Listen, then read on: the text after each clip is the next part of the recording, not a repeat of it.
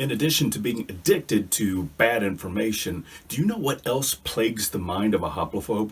Imagination. A Texas man got some disproportionate attention for a shooting that killed one man and injured two women.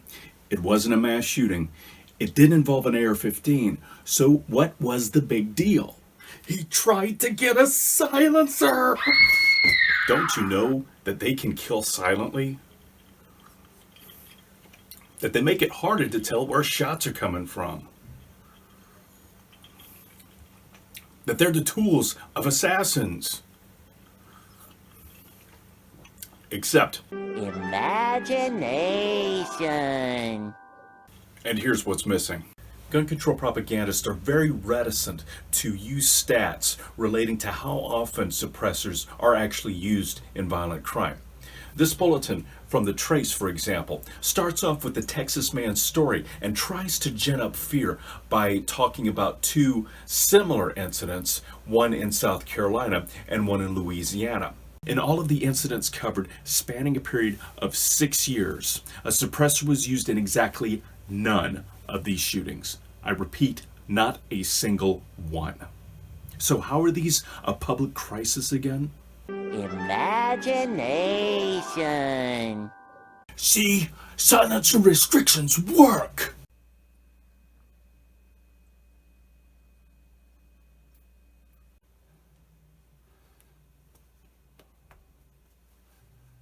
Other factors play more prominently in affecting these low numbers than regulations. Firstly, suppressors are precision machined items, and by virtue of that are already expensive enough as it is, even before the NFA tax that you have to pay for. The cheapest that I have found online thus far was $444 and was only usable with a .22 long rifle. Might as well buy a new gun. Secondly, a threaded barrel is required to attach a suppressor, and this would either require a specially made barrel or access to technical skill and equipment, which most people simply don't have. Furthermore, in the case of pistols, many of them may require additional hardware to make sure that the action is able to cycle. In short, the proper use of suppressors represents way too much of an investment than most criminals are willing to make, and that explains why they are practically not used at all in violent crime. Also in Texas, professors at UT Austin are still squirming about campus carry. Why? Because they believe it will affect free speech in the classroom. Ha! That's a laugh!